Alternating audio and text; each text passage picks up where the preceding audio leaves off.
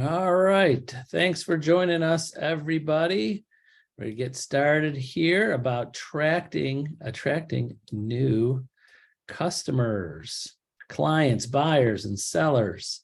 So Deb and I are going to go over some ideas, but the one thing to keep in mind, these are just ideas and things that you can do, but anything in general, when a new agent, someone getting into the business, someone that just had a question like, Tony, how do I find business? Anywhere, anybody that you could talk to or communicate with and follow up with that might be buying a house sometime, buying or selling in the future, which is most people, could be a new customer. So these are ideas and how to connect with, but I hear from agents several times a month, so many times a year, of different ways, like, hey, I connected with someone here or there, or joined this group or that group, or I couldn't even believe my aunt knows a lot of people, and I remind her to remind people, and all the things she is. Like, everybody that you can connect with, it could be a potential advocate and salesperson for you. So we're not going to go really that far deep into that, but we're going to give you some ideas. So think about that, but it's customized to you. So reach out to Debbie or myself after this, and we'll go over, what things that you do, that you'll do consistently, that are easiest for you to do or less painful for you to do and to find new clients. So, all right, we'll get started. Deb, you go for the first slide here.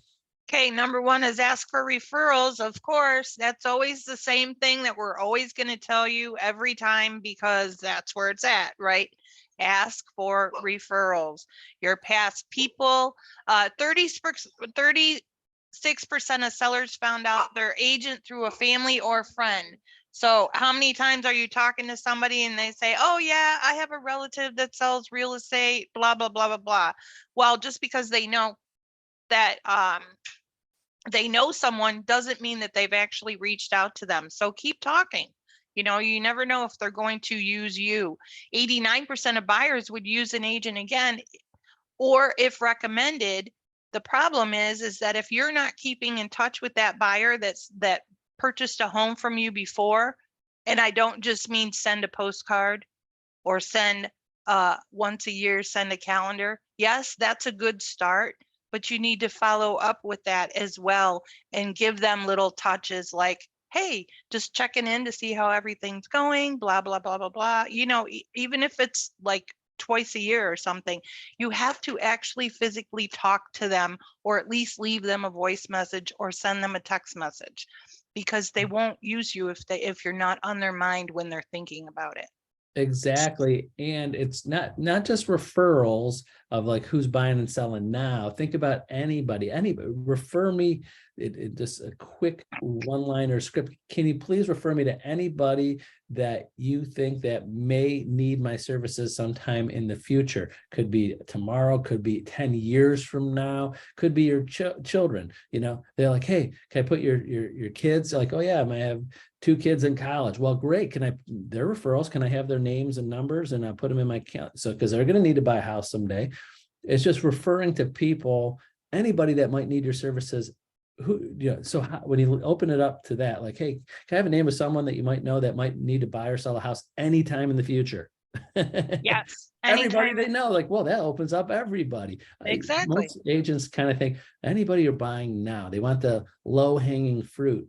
How many people, and then I see agents when they're prospecting, they're giving up a lot of opportunity for referrals because they're trying to ask for the people who are looking now. So when your goal, when you are have a conversation with somebody that is somebody you're following up with that's in your database, is to don't get off the phone until they give you at least 1 or 2 people to add to your database. So some agents keep on calling, might make 100 phone calls or talk to 25 people, and only 2 people give them names. Everybody should give you a name. And the script and how you say that and how you master that is practice and just working on, what to say. There's not one exact thing to say, but it's what's comfortable for you to say. Next, go ahead, Deb. Network. So organizations, events, how can you help others and how do you build relationships? So organizations, you can join a BNI group. You can join a woman's shelter group if you're a woman and you want to do something like that. Maybe you're older and you have a knitting group or a sewing group, because I'm talking about all women right now. But That's all men, right. men can join groups as well, right? So there's bowling, there's softball, even your kids are in little league maybe, or maybe your kids are in high school sports and stuff. Hit those parents up, talk to them. You're Right. at the event anyway, talk to the people that are sitting next to you when you're sitting in the bleachers and you're cheering for the same team. Talk to people. It's all This is about us talking to others. right. Networking, this could write this down. It's very clear. Most times when people hear networking, they think business networking, like business people dressed up, like your business, casual business, suits and whatever, and they're talking business all the time. Networking to me, and write this down, is any group of people or even individual people that you see and connect with somehow on a consistent basis. So if you're like you said, if you are going to volunteering, that's networking.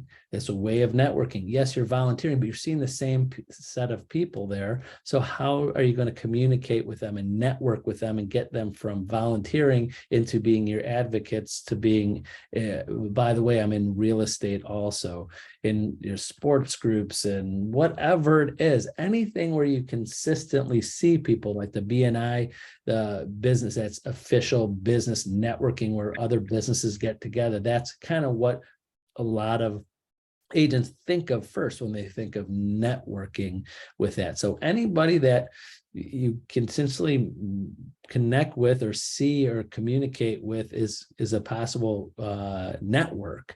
And that's how they connect you. Just like example, I got a lot of agents that do well and get people, example, the church, they have church groups. They're involved in their church.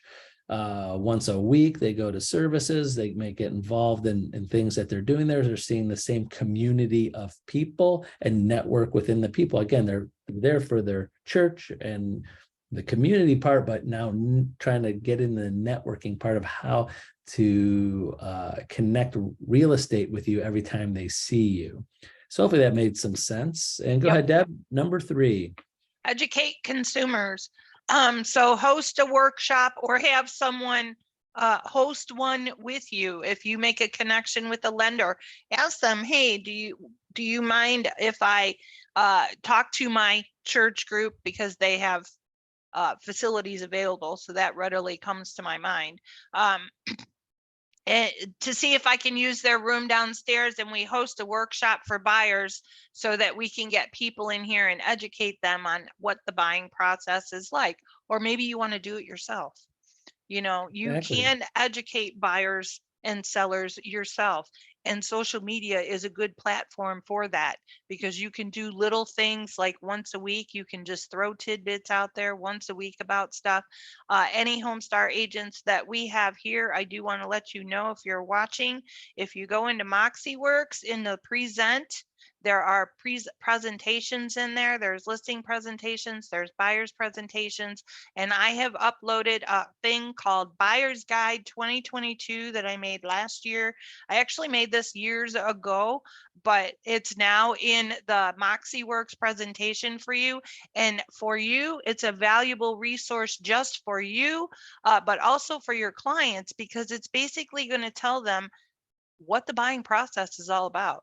What is your lender going to be asking you for? And what are those needs that you have to tell them in order to get pre-approved and stuff? So being educated yourself so that you can educate others is a huge thing. And that's why we have me here at the office here to help all of you with that, along with your broker and stuff. So if you're not at a brokerage that works like we do, you need to join us, because you have me.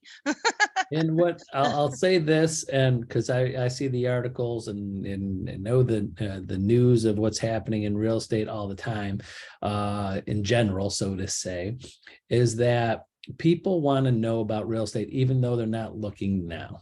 or looking to sell or now. They just want to know if they're a seller side of things, seller, they go, I might not want to sell for 5 years. We'll start educating them on what prices and things are happening in the market that might affect their house. It's kind of like when they own a house, that's an investment. You're just giving them quarterly, yearly, monthly updates, educating them on what's happening with values in your area. Now, not all time being equal. If you put up the time, you could, do it by city. So everybody that's in a certain city that's in your database, say, hey, this is what's happening in your city. You could even go down to the street. You could even do it with every sale. I tell agency that's every time if you have people in your database, you just go through all the cities every time, maybe every month when there's 10 sales for, or whatever in a city, that's something you could email and send a text, say, hey, I just sent you an email, what's selling in the area, so you could see where values are going. Again, you can do that as many times. There's always things to do to educate people and buyers. What's happening with rates, what's happening with price values. So some people might want to rent first, someone in your database says, hey, I'll probably rent for a year or two before I, do this and then buy. Great. Do you mind if I have your email? I keep you updated on what's happening in the rental market, not what's up for rent or not for rent, but maybe just articles. You could find out right now, type into Google real estate rental article, about renting versus owning. You could send them information. So you could customize educating your information to your database. It's just how much time, effort you want to put that in there and organize these people, because if you're sending emails to people that you're trying to educate them on something they don't really have need for, then they might stop looking. So is spend time and be more focused on what information that they might want. Right. Go ahead, Deb. I'll tell you another thing too that I didn't think of when we were talking about educating people. Homestar agents, I'm telling you, Moxie Works is where it's at. Okay. You want to educate people on the market for their neighborhood? You have neighborhood news. You can sign anybody up for neighborhood news. It sends them a marketing report for their zip code, not a CMA, a marketing report for their zip code every single month. They're getting the real deal sent to them, and they don't have to listen to the news that throws all of the United States into one basket. It is their zip code. It's where they want to live. If they want to live in Aurora, Twinsburg, and Solon, but they don't know which one, right? You can send them a targeted report for that area, and it goes to them every month. I'm telling you, you're all missing the boat if you're not in Moxie Works. This is like the best thing ever. That's sorry. awesome. That was my little tangent. I didn't mean to do that, but it's there. It's tools for you all. You don't have to go and search for the information. It's right there. You just have to put the people's email in. That's right. All right, go through number 4. Okay, reconnect with clients. So reach out to your past clients, offer them something of value. Maybe it's a little a gift of some sort, and do it in a variety of touches. So when you're reaching out to them, yes, of course, you can put them into your Moxie and send them a campaign for past sellers or past buyers, right? That's one way. But also in your Moxie, it says, okay, you sent them 3 things. Now give them a call. Okay, you now called them. Now we're going to send them a couple things. Now reach out to them and give them a recipe that you have created for the month, which you can also find on 21 Online in Express Docs. And then let me tell you this. This is for any listing that you have and sell. Listing your work for the seller. So many times agents just want to connect with the seller. The day it closes legally, the agency stops. The day you get that second you get that email or text or call from the title company, property has closed, you can call the buyer right then and try to build a relationship with that buyer, because you just sold them that house. So we still with Century 21, we have the preferred client club. I tell so many of our agents, when you have a buyer and they buy a house, send them up for the preferred client club. If you don't know what it is, Won't go into too much detail, but it's a great program. They could sign someone up for. Ask Debbie to send some information once or like 6 to 7 times a year or 8 times a year, every year for 3, 5, or 7 years, depending upon what you pick. And that's when you have a closing. And then when you have a listing, it's not your buyer. You now know the buyer in there. You know their names, you know their phone numbers, because it's not usually on the purchase agreement. You know what they bought it for. You know everything about these buyers, even though it wasn't your client at the beginning. Now, those people are probably going to sell someday soon. Someday, 3 years, 5 years, 7 years, 10 years, they should be in your database to connect with them. A couple reasons. One, the chances of their agent being not even in the business 5, 7 years from now is high. 87% of agents get out of the business every 5 years. 87% of agents make it less than 5 years. So you have an 87% chance when these people sell the house, you're still in business, that buyer's agent is not even in business. Even if that buyer's agent is in business, they probably are not going to follow up with those buyers on that. And then third thing, some buyer's agents, when they buy a house, they'll view you as a listing agent, but their buyer's agent might be their goofy brother-in-law that they wouldn't trust selling them a house, but trust them buying a house through them. So you have everything going for you. So any listing should be on your database. So you should sell every house twice, at least. Yeah, 3, if you have a long career in real estate, 3 times. It doesn't matter if it was your person. So agents forget about that. They think it's only the person that on one side of things. Because I've done it. It's happened to me. I've lost, and back years ago, I remember it hit me hard when I lost listings 5 years, 6 years, 7 years. I kind of kept up with people, but not as good as I should have. And all of a sudden saw the houses that I sold these buyers list with the listing agent that had him before, and didn't realize that these listing agents were connected with them or did something to make them feel that they should use them if they want to sell it again. So hopefully that made some sense. So, Yeah, that's perfect. All right, go over some of our CE coming up.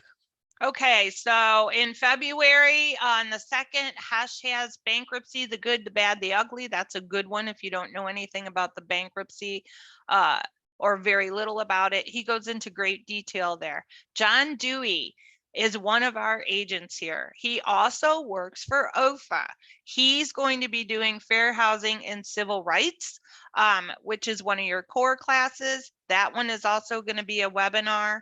Mike Ferrante, he has core law in February 11th. And then Hash has stopping problems before they come problems on March 2nd. And then the 22nd, of March, Mike has the DocuSign. There was what was the other core? The ethics class that was scheduled in February with Mike has now been moved to, I believe, April. So stay tuned for that one. But these are the ones that are current right now for the next couple weeks that we have going on for the next 6 weeks or so. So and 2 more slides here, I believe, right? Yeah. So here's another little tidbit that you can throw out to your people. You can post this on social, and it's also things for you. You can go to NAR. They have all of these updated reports and everything from everything that happened last year so that you can educate people.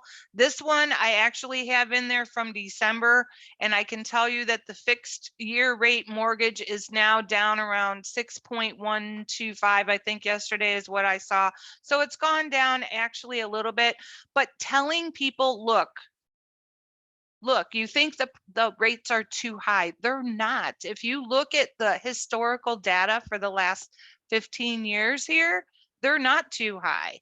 Okay. And you can also see the data of when they went down, of how abnormal that is too from last year. So people who are scared, give them the knowledge. Right. And then if you ever look back over the last 30 years plus, that under 4%, that's never happened before. So where do you think the rates are going to be consistently over the next whatever. The chances of them going back down that low, slim to none, in my Yes. opinion. So people, this is where we hope where they stay, in the 6s, maybe 5s. That would be nice, but in the 4s, that's going to be very rare. Might tick that. It's more people would predict they're would go even higher than 6. But remember, the buyers are buying a house, not a rate. So if the rates go down, they can refinances. If the rates go up, they have a fixed rate. They don't have to worry. So if anybody comes out and says, well, I'm waiting to see what happens with the rates, that's not it's kind of like, well, I'm not going to buy or invest in any stocks. Let me see how the stock market goes. It goes up, it goes down. You just buy where it is today in hopes that it goes up and it doesn't go down. But the best part about your interest rate, not like the stock market, you buy today at 6, we'll say 6.25, and it goes down to 5.25 next year. You could buy it at 5.25 and refinance, and then you got it 5.25. So there's no downside to buying now. There's no reason to wait for an interest rate. It could only hurt you then that. So unless someone says, I need to buy in this city, in the house, the prices are, the lowest is 250,000, and I can't afford the house at rate at 6.25, then they have to wait either for a lower priced house or a lower rate. If someone just like, I'd rather have, because I like to save a little, 30, 40, 50, $60 a month, the rate's not going to change the monthly payment that much. It's over time. That's the factor. So rates really shouldn't be that big of a concern for a buyer's decision on buying a house.